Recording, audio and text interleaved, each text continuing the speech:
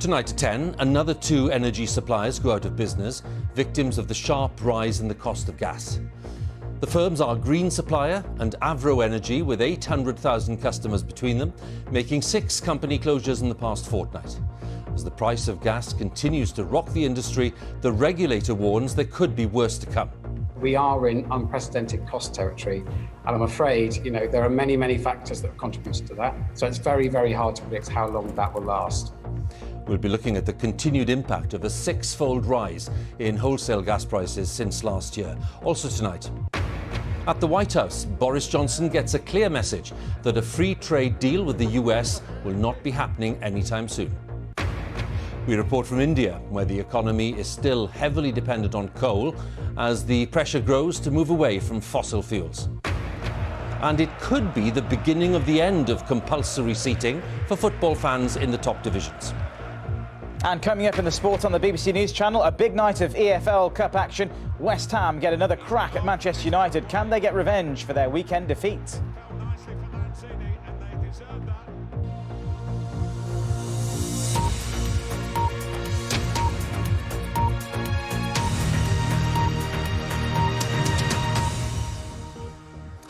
Good evening. Another 2 energy suppliers have gone out of business, the latest victims of the crisis caused by the huge increase in the cost of gas. The firms are Green Supplier and Avro Energy, with 800,000 customers between them. All affected consumers will continue to receive energy, while a new supplier is appointed by the regulator Ofgem, which warned today that more firms were set to close, potentially affecting millions of other customers. Bulb, which is the UK's 6th largest energy company with 1.7 million customers, says it's already looking at its financial options. Our business correspondent Coletta Smith has the latest details. 2 more energy firms have collapsed. As Avro and Green call in the administrators, that clocks up a total of 6 energy companies folding within the last fortnight. The industry called for help, but the government says they won't bail out suppliers in trouble. In the first instance, the industry has to look to itself. And as you said at the beginning of your question, you know where I stand in these issues. I do not believe that it is responsible government to put taxpayers' money to companies that are run. So that means that I don't think we should be rewarding failure. We're now seeing the result of that decision, with a number of other providers teetering on the brink. More than 1 million customers are now being switched to a new provider, but they're facing the prospect of being charged more. It did make me think to have a look around. It's a bit of a worry, and it means that we have to think about our budgets. Robert was with a supplier who went bust a few months ago, so he was automatically transferred. I just think it's shocking that a lot of people on probably relatively low incomes, it's going to be such a big factor over the winter. Those being moved to a new supplier may be charged at a higher rate, which Sarah doesn't think is fair. It would be better if they did like alternative plans or caps. Nobody wants the energy prices going up, do they? So don't really try and think about it much, otherwise it would probably stress me out. There's no comfort for customers from the regulator. They think it's likely that more firms could collapse in the coming weeks. We are in unprecedented cost territory, and I'm afraid, there are many, many factors that have contributed to that, including an increased international demand, potentially some restrictions around supply. So it's very, very hard to predict how long that will last. One corner of this crisis has been fixed for now. The government's paid to restart carbon dioxide production for the food and drinks industry. But the underlying problem of expensive gas isn't going away anytime soon. Most of us will see energy bills rise in the next couple of weeks, no matter who your provider. And it comes just as the autumn weather is turning and we're going to need to flick on our heating more often. So it is going to be an expensive winter ahead. Energy bosses say the situation is out of their hands. The real worry is that the sector is so fragile as a whole that players that might be expected to pick up customers are worried about doing so because of the cost of doing it. You know, there's no cash down the back of the sofa anywhere. So the government will have to plug that gap and may pay loans to the remaining companies to convince them to accept the million customers now in flux, as the gas price spike claims more companies. Coletta Smith, BBC News. A proportion of the rise in wholesale gas prices paid by the energy companies will eventually feed through to the food and energy bills paid by the consumer. And factoring in the tax increases already in the pipeline and the planned reduction in universal credit, the pressure on household finances is set to increase in the coming months. Our political correspondent Alex Forsyth reports from Stoke-on-Trent. At this community garden, they care about health and well-being. Families and volunteers growing fresh food, particularly useful, perhaps, given there is worry about prices. At the Wicklow shop, it's gone up about £15 to £25 a week. You just have to cut costs other places, don't you, like rob Peter to pay Paul. People here say they are managing, but talk of rising bills is causing concern. At my age, I shouldn't really be worrying about the cost of a shower. I don't think it'll be on Boris's agenda to look at his thermostat, will it, when he goes home at night? It is terrifying going into winter and not knowing how much fuel prices are going to rise and how much inflation might affect mortgage rates and things. Still famous for its pottery, Stoke-on-Trent was an industrial hub that has faced economic struggle. One local MP who was in Westminster today told me she's worried about a tough winter, but hopes it will be short-lived as the economy picks up post-pandemic. I'm upbeat about the future for the city, but in the meantime, you know, we will undoubtedly have a few tough months ahead. I'm confident for the most vulnerable that there will be help available. Thank you, Mr. Speaker. This is, though, fast becoming a political battle line, with Labour claiming families face a perfect storm. Universal credit down £1,000, rent up £150, gas bills up £150. The government points to measures to help, including a cap on energy prices. We're providing seasonal cold weather payments to eligible claimants, an extra £25 a week during colder periods. On top of that, we're giving a winter fuel payment to recipients of the state tomorrow. pension. Next up, the crucial thing, Mr. Speaker, is that we've got rising employment and rising wages. We have time for today. Everyone in Scotland and across the UK. Thanks so much for watching. Back in Stoke-on-Trent, the economy is clearly moving again. The government did put billions of pounds of support in place during the pandemic, which it says can't keep going indefinitely. The problem is some of that's being withdrawn just as households are facing higher bills. And even some Conservative MPs are worried about the consequences if people feel worse off. Carol's one of those set to lose £20 a week from her universal credit payments, something she's relied on since her husband Alan died in April.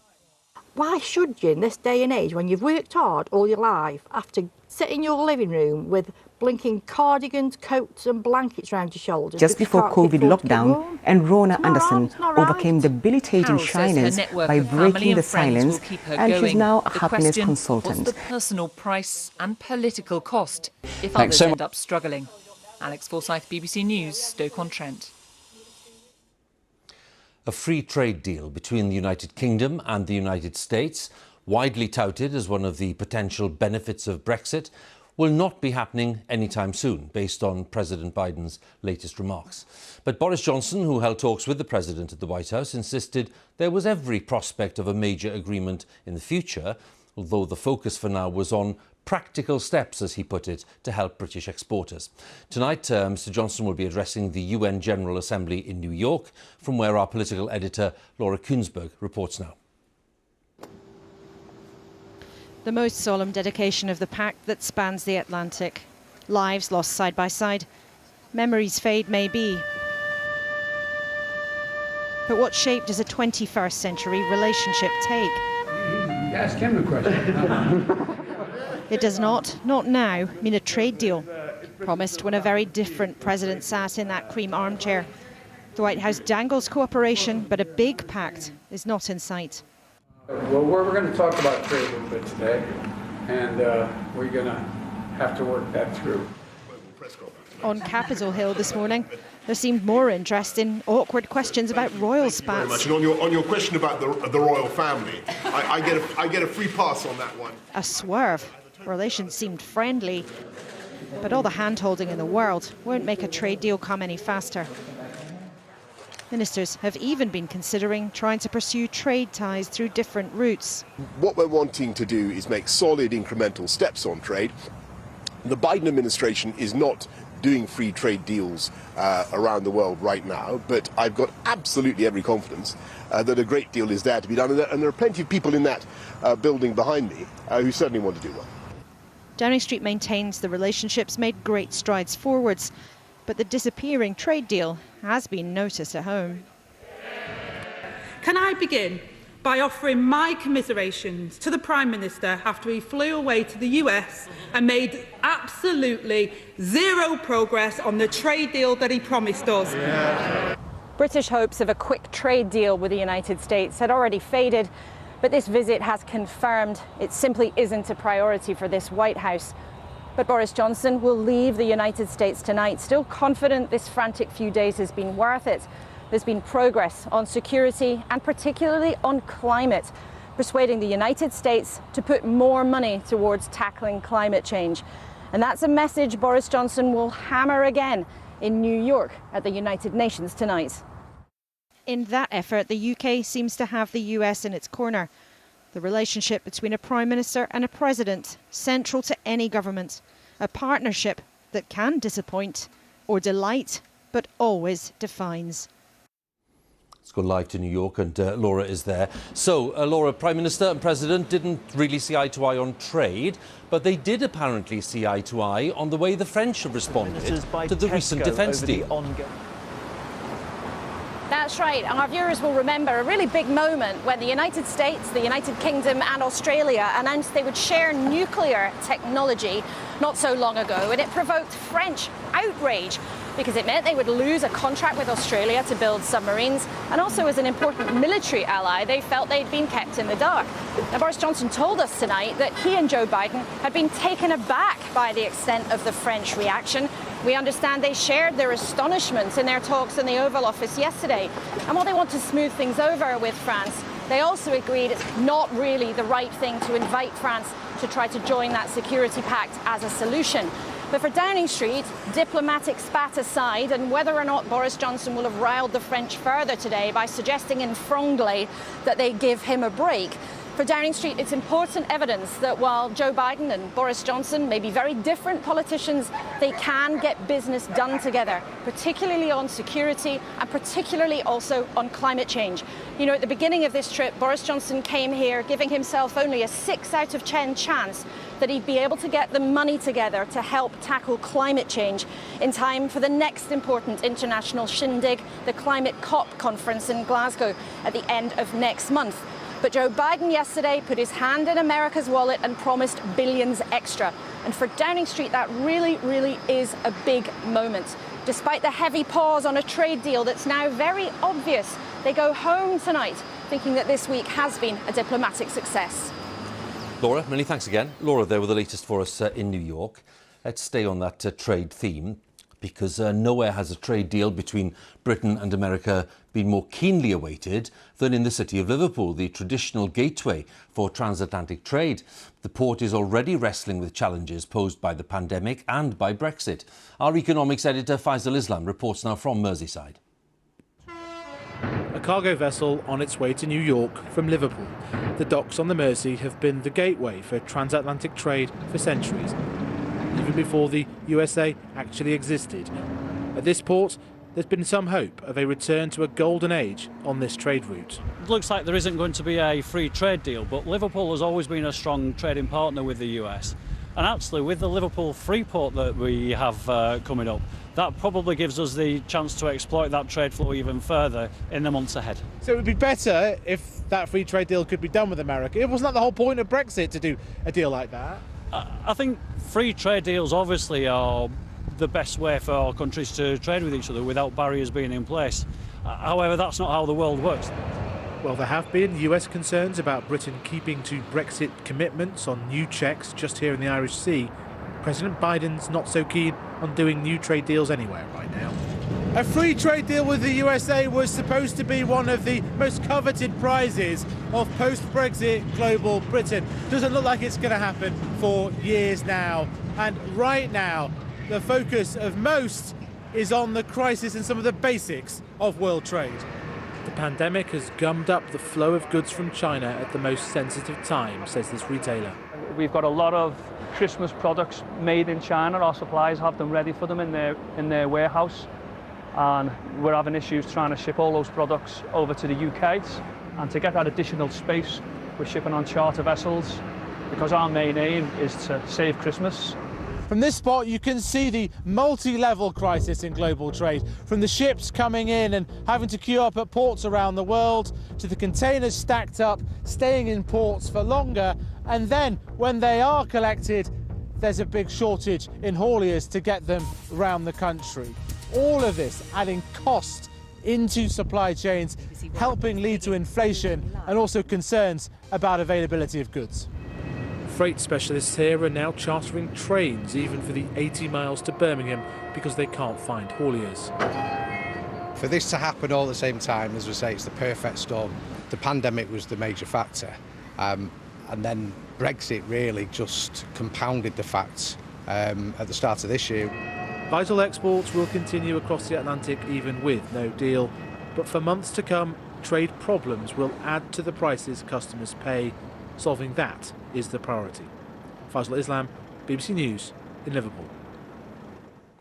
Let's turn now to the latest on the pandemic and the official figures for the UK, which show there were nearly 34,500 new infections recorded in the latest 24-hour period. That means in the past week there was an average of 31,635 cases per day. There were just over 7,500 people in hospital with COVID, and then that's another 166 deaths being recorded. That's people who died within 28 days of a positive COVID test, taking the average number per day in the past week to 139. And moving on to vaccinations, just under 90% of people aged 16 or over in the UK have had the first jab, while 82% are now double vaccinated. President Biden is asking world leaders to pledge to vaccinate 70% of the world's population against COVID-19 by September next year. During a virtual meeting, he said that the US would buy an additional 500 million doses of the Pfizer vaccine to donate to less wealthy countries. But the latest research shows that richer nations still have a surplus of vaccines, some of which will soon be out of date. Our health editor Huw Pym has more details. Wealthier nations are pushing on with booster jabs, but it's a different story in low-income countries in Africa and around the world, where vaccination rates are much lower. That divergence has been criticised by the World Health Organization, and there have been growing calls for more vaccine doses to be diverted to those most in need. They're going to come together and they're going to attack the problem. A leading advocate for vaccine supplies to Africa said action was needed by the richest nations. Promises do not translate into vaccines and jabs in people's arms. Commitments are not jabs in people's arms. People are dying for want of a vaccine. I spoke at the WHO meeting, and that same day a member of my household had just died, a 30-year-old woman, because she was unvaccinated. New research suggests that by the end of this year, there'll be around 1 billion surplus vaccine doses in the G7 group of the wealthiest nations, including the UK and the European Union. Of those, around 100 million doses will be past their use-by date by December. As of now, estimates vary, but it's thought that only around 3% of the population of Africa have been fully vaccinated. That's simple waste. People hate waste. Lives could be saved as a result of having these vaccines for there to be hundreds. The former Prime Minister Gordon Brown, now WHO Ambassador for Health Financing, says shifting vaccines is in everyone's interest. If the disease spreads in Africa and in low-income countries, and if it mutates and there are new variants, it's going to come back to haunt even the fully vaccinated here. Nobody's safe until everybody's safe. The G7 summit in Cornwall in June pledged 1 billion doses to poor countries as a big step towards vaccinating the world, but critics say the process has moved too slowly. Today, President Biden at a COVID-19 virtual summit promised to double the US contribution. This is a global tragedy, and we're not going to solve this crisis with half measures or middle-of-the-road ambitions. We need to go big. But will a pledge to go big actually deliver? African countries and others will want to see vaccine supplies arriving at a faster rate before passing judgment. Huw Pym, BBC News. In just over 5 weeks' time, Glasgow will be hosting the global climate conference known as COP26, and one of its goals will be to persuade industrialised nations to phase out their dependence on coal. China has now promised to stop funding coal-fired power projects abroad, but many economies around the world are still dependent on it. India, for example, is still building new coal-fired facilities. So how do developing nations satisfy their demand for energy while trying to curb emissions? Our correspondent, Rajini Vaidyanathan, reports from the East Indian state of Odisha. India's coal belt helps power this vast nation. More than 2/3 of the country's energy production still depends on it. Such is the demand that the country's planning on building or expanding dozens of mines in the coming years, and also continues to import coal. There's pressure on India to reduce its emissions, but cutting coal use is a tricky balance. A major pollutant in the country, the dirtiest of fuels, coal is also a major source of jobs in these communities, which are some of India's poorest. India cannot live without coal. Our country is a developing country. Coal is one of the major resources for Indians. If we stop the coal production under the pressure of the world community, then how can we maintain our livelihood? And how can India meet the energy needs of a population of more than 1.3 billion?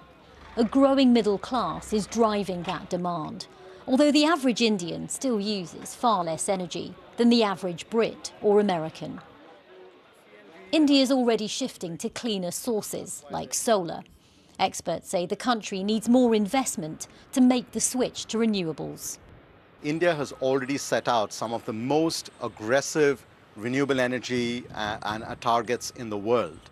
The more rapidly we can get more investment, more capital, more money into solar, wind, bioenergy and so forth, the quicker we can keep shifting away from the older energy infrastructure.